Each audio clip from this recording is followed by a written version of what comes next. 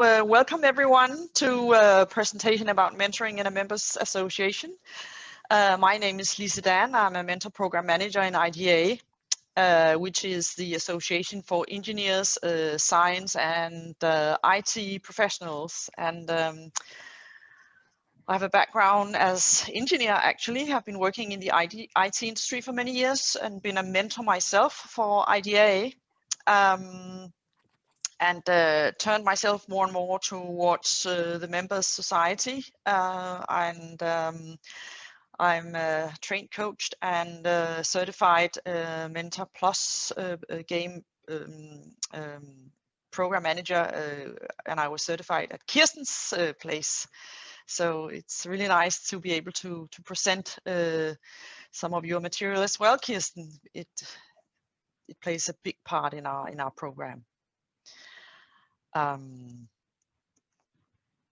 Now, can you, I don't know, okay.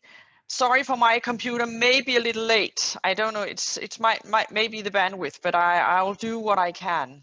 We have, I'll talk today about two of our programs. We have two programs. One for the, one for the newly educated, the graduates, and they can have a maximum of 2 years experience. And then we have our 12 months program, which is for people with more experience. And we also divide our mentors with less than 8 years experience and more than 8 years experience of these two programs. A little bit about our purpose of our programs is that this is actually our business model, where we have designed the program.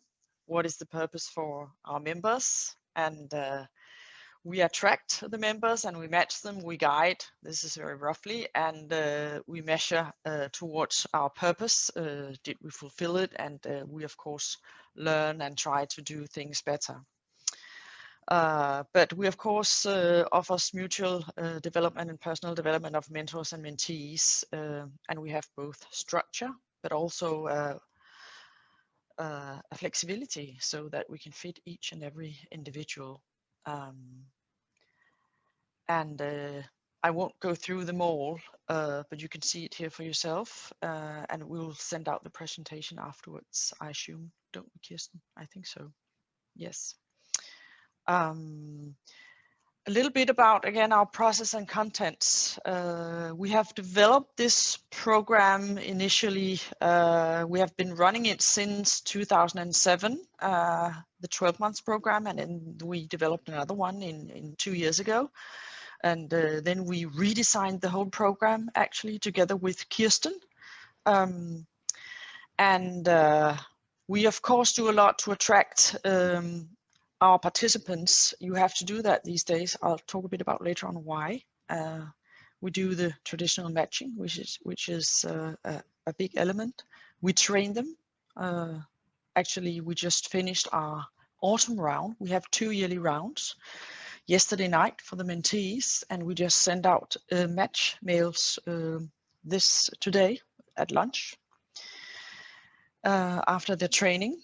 And when we have done that, we measure and we learn and we improve all the time. So it's a continuous feed-forward loop of what works and what can we do better. This is just to show you our wheel. What are we doing all year round? We have a lot of elements. We also have a calendar, a big overview where we plan and have our structure to make sure that we do everything correctly and we don't miss anything. So we use a lot of time of planning as well. But the biggest challenge is actually to attract people, to attract the participants, especially the mentees. So these are our members, and it is experienced members being mentors for less experienced members. And in these times of a lot of social media, it is a competition, I would say, of everyone's attention. The most precious is people's time, and therefore to catch their attention. So we do campaigns. We would never get any mentees if we don't do campaigns. And we do it via different social media channels. We send out newsletters, and we do the SoMe campaigns via LinkedIn and Facebook. We do and send out inspirational mentee and mentor videos from some of our prior couples. We do a telemarketing campaign via IDA's marketing team. And if we didn't do telemarketing, I can surely say that we wouldn't get that many mentees. We have around 100 couples per year, one spring round and one autumn round. Let me just say a few words here, because it's not that people don't want to have a mentor. That's not why you have to do the campaigns. It's simply because members in an association and people in general receive so many offers of participating in so many different things, it drowns. We are working with other trade unions also, and if they don't make direct mail campaigns to potential participants, mentors and mentees, they don't see it. But once they see it, they're very interested and very motivated to take part in it. They are. So we use sort of an old-fashioned way, and that is telemarketing, but it works very well with this personal contact. But we also more and more see that a lot of our participants have heard it from other IDA members. So we have done everything very much in detail. We have scripts for everything, what our telemarketing team needs to say, what is a good idea, and we learn all the time. And we follow up. We write emails after they have been called and so on, and send out call to action, sign up links. And we have 2 mentor programs, one for the eastern part of Denmark and one for the western part of Denmark. We have a student to help us. We have, of course, a telemarketing team. They do a lot of other things for other areas in IDA, and we also have the digital intermarketing team. So that is, we have a lot of, what should I say, collaboration with other departments to make this a success. Just a bit about marketing. When we go to market, we have different digital touch points. We have digital KPIs. We measure clicks. We measure click-throughs, just to name a few, in order to track people to see if they're actually interested, if it works, and if it doesn't work, we have to change things. But we have quite a good hit rate, I should say. And we've also been looking at our digital buying cycle trend, because people, they actually pay for this. Sometimes the company pay for it, and sometimes the mentee itself pays for it. Our mentors are voluntarily doing all this, and they really want to give something back, because we always ask them, why do you participate? Why did you sign up for this program? And we can see that the sign up or the buying pattern, but also for the mentees who do it voluntarily, is very, very complex. It is not just you go in, log into a website, and then you say, I wanted this. They are thinking about it, and they come back. We can see that, and we can measure that. So it's quite complex. People think about it a lot, and finally they sign up, and they also investigate other things. So practical, after campaign and sign up, we do short follow-up interviews before we do the match. We invite the mentor and mentees for a course, and I'll get back to what did we do about COVID-19. We just finished this week with the courses, and we have just sent out our autumn round match mail around lunch today. And actually then the program, the next 12 months and 9 months program, is started. During the 9 months and the 12 months, we send out inspirational follow-up mails and a midterm evaluation and a final evaluation. And we also sometimes you also call them, and we do have they can contact us all the time. They do it if they have questions, other things. And if they're, and that is, I should say, very, very rarely, some couples where there isn't chemistry, or one is losing his or her job, or is changing job, and so forth. A lot of just everyday situations. We have network meetings for mentors and mentees with content input from all the program participants. The subjects that we discuss are always input from mentors and mentees. And we've just started up mentor supervision, run by the program managers and our experienced mentors in groups of 6. And we will continue that next year, rolling it out, where mentors can sign up in order to learn more and to get a social network as well, where the topic typically is mentoring. Just a bit about our user pattern and a persona model. What kind of people is it that sign up for these programs? Just to show you how do they get in touch with us during the whole program. So, what about COVID-19? What did we actually do? Well, we still did the short follow-up and telephone interviews, no problem. And just when we realized I think it was the 11th or 12th of March, that Denmark closed down, everything locked down. I mean, we decided to digitalize everything. No physical courses, no network meetings physically in our locations. We wanted to do everything online. Still did the match, and we did that online as well. We couldn't even meet. I couldn't even meet with my colleagues. So we did the online mentor and mentee course. And what did we do differently? Well, we didn't have like 3.5 hour long course. We had them much shorter, 2 hours.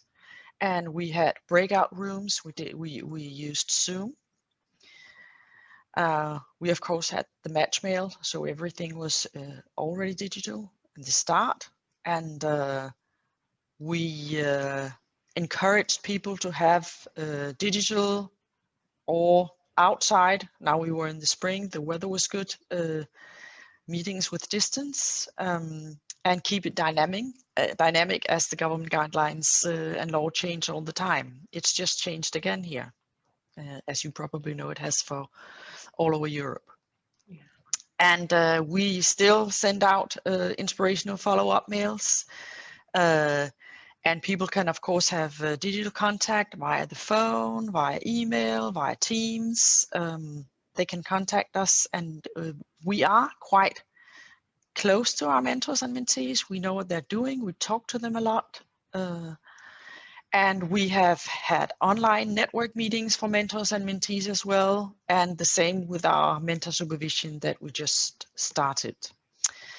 And we are so lucky that we are a very technical organization. So we have developers helping us digitalizing all this, because you need to do a lot of code to put things more and more online. And I can just say that usually we have like, for the whole organization, about 5,000 or 6,000 events on physical online events and physical events. And as we speak, this is one of the last days in October, we have had 36,000 online events just this year. And this whole week, we had a bioscience conference with all kinds of different people. And we had more than 3,000 people signing up for this conference, which is a big number for a small country like Denmark. So what have we learned? Well, the nature, I could say, for our members is that they like to have a visible and clear structure. And we can also see the benefit of that, because it has really, really helped ensure the success of our programs. And we have a process for every element, for every email we send out, for every telephone, almost every telephone call we do, especially with telemarketing. We have scripts. It helps a lot, helping other people to know, helping them what to say to our mentees and mentors, as we know the nature of them right now. We have this strong marketing program, and with specialized people who help us with that. We have very clear communication, and of course, you need, that's our experience, you need very visible program managers in order to make it a success, so that people can see that there are actually people of flesh and blood behind. So what is the value using the KMP Plus concept, Kirsten? I will just tell a bit about that. Well, we chose this concept because it has a very clear visible structure and fits very well with our members' organization and the nature of our members. And at the same time, I think I find it very, very flexible with the many mentor roles. You will talk about that later, Kirsten, a bit more. Yes. For the mentor concept and different mentee situations. And when I say different mentee situations, we have had former mentees writing about small situational cards, like the roles, you can see them on the photo there, the roles where mentees mention everyday dilemmas, problems in their workplace. So we have collected all these small stories and anonymized them and used them actually in our courses, where people, they read about these situations and actually find out what kind of role would I choose for a situation or a dilemma like this. And it works fantastic. People, they love and they can really recognize all these everyday working situations. We have separate courses for mentor and mentee. And we have a great toolbox in terms of our mentor workbook that Kirsten wrote. And we have a solid method for establishing the mentor relationship. We have a very clear and yet simple but detailed concept and method for establishing the relation, setting the expectations, including responsibilities and so on. So I think... So let me give you a tiny bit more presentation today, and I will do my best to make time for more questions. And again, I have this passion about defining mentoring. I still have to see the one that Lise presented this morning as the newest definition of EMCC, but we do define mentoring as a mutual collaborative learning process where both mentors and mentees can learn. And I think that really adds a lot of value to the mentors and also helps motivate mentors to do their role in the mentoring program. And of course, there is a strategic reason why you do it. At the association here also, they don't do it just to make their members happy. They do it to add value, and they do it to keep the members and to attract new members and keep having a pipeline of members. Not that you need more members. I think, how many members do you have now, Lise? We have 130,000, which is a lot for a small country like Denmark. It really is. And that also adds to that you have the resources to do mentoring properly, of course. Yes, but also that we have a very, I should say, member-driven organization. Mm-hmm. We have a lot of active members doing a lot of activities themselves, and we ask them a lot, what would you like? Yeah. So it really is the members' organization. Fantastic. So what we're actually presenting now here is a kind of a cross-mentoring program, because all the participants come from different companies, different organizations, and some of them might be students who are not in a job yet. So it's a very complex program in that sense, and that also makes the matching even more important because they come from different organizations. That's why I want to say a few more words about external mentors, because you can have external mentors because you are a society where you match members who come from different organizations, or you can be a private corporation inviting external mentors in, or you can actually be several companies exchanging mentors and mentees to add value that way. So what is the difference between external and internal mentors? So for sure, one difference is that when you have external mentors, they have no prior experience with the mentee, and they have no prior perceptions of the mentee's talents and skills. So you have a much more confidential, much more open, much more neutral relationship when you have external mentors for your mentees.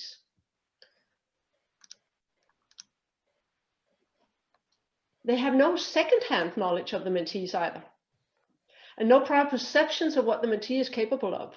Of course, they may have some biases about the organization the mentee is coming from or the profession the mentee is in, but they don't have anything coming from the organization about that would influence their perception of the mentee. Additionally, they don't have any hierarchical or organizational power. So this is the ultimate power-free, or at least hierarchical power-free relationship we can create. And they don't have any contact with mentees' internal stakeholders, which adds even more to the confidentiality and openness. There's nothing to be afraid of, or maybe there is, and those are different things. And finally, they have no knowledge. What they may have secondhand knowledge of the corporate culture and values, and they don't have any direct stake in mentees' performance and career. So all these things are actually things that an internal mentor will have, and that you need to take into account when you make corporate internal mentoring programs. But when you have external mentors, this is different. What external mentors bring and do, they bring a new perspective, a broader perspective, and more diversity. So we talked in the panel about innovation. I really believe that external mentors can bring more inspiration and stimulation of innovation and thinking out of the box.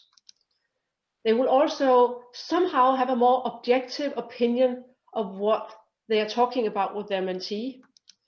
And they bring in the outside knowledge and experience to inspire the mentee. So there's a lot of added value that can influence the mentee in their career, their job, and in their organization. And I just said it before, the added confidentiality and less power issue. So what they actually do is they challenge mentees' perception of themselves, and they challenge their opportunities and their organization. So if you have internal mentees in a corporation and have external mentors, the risk, of course, is that they will mentor the mentees out of the organization. But on the other hand, if you have an association like IDA, it's perfect to match across, because it will help make new career paths visible and stimulate career development. It will expand the frame of reference and open up new interpretations of what's happening in the mentee's context. It can actually open new doors. Internal mentors can open some doors, external mentors can open different kinds of doors, and they can actually also gain them more feedback from external relationships. So there's a possibility of really increasing your network outside of your existing company, which can also help you in performing within your company. We provide new solutions, different kinds of advice, and tell stories from a different context. So I don't know why we don't use more external mentors. We're actually working in my company. We have a network of external mentors that we have handpicked from Danish companies, and we have given them a 3-day training and certification to become executive business mentors. And we sell them one at a time. The uniqueness of this network is actually the mentors are not being paid, but we charge for their services. So what we give the mentors is the training and a network where they develop themselves, and they really appreciate it. Many of our mentors have been doing this for 5-6 years. They're only required to do 2 mentees over time to pay for their training, but it's really adds value to them to be mentors for somebody who's not from their own organization, and it helps them develop their leadership skills to take back inside their own organization. What external mentors cannot do, they cannot sponsor the mentee inside the mentee's organization. And they cannot open doors inside.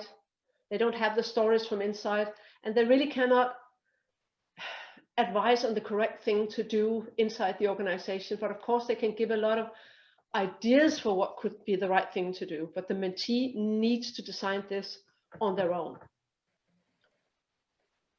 I hope this makes sense. There's some nodding going on. That's nice.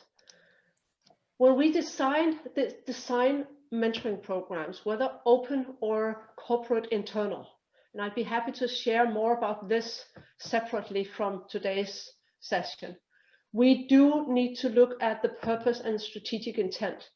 I had the session on return of investment earlier today, and one of the biggest challenges for measuring a corporate mentoring program is unclear goals, unclear purpose of the mentoring program. So whatever kind of mentoring program we want to establish, whether an open, a cross mentoring program, a corporate internal mentoring program, we need to be absolutely clear on what we want to achieve on a program level. And then we can start looking at all the other details for designing the program, target groups, how we do the match, how we involve the power stakeholders, what kind of training and learning events we need to have, and how we need to supervise. All these things we do know we need to do, but first of all, a clear goal that we can somehow follow up on and measure also for the mentoring program. And then we go through the phases in the planning before we actually implement the program. That's actually what we did with Lise and her colleague before they started this second generation of your mentoring programs, that we had a couple of days training, planning, workshop with Lise and her colleague to clarify and systematize and really make a completely clear and detailed program design for the, and then they have of course continued developing on this, so extremely well actually. Lise mentioned that we use the 10 situational roles to train mentors and mentees. And I want to say, if we do cross-mentoring programs of any kind, it becomes even more important to train mentors and mentees so they are on the same page when they start. So they have the same kind of understanding of what they're supposed to do and ready for each other.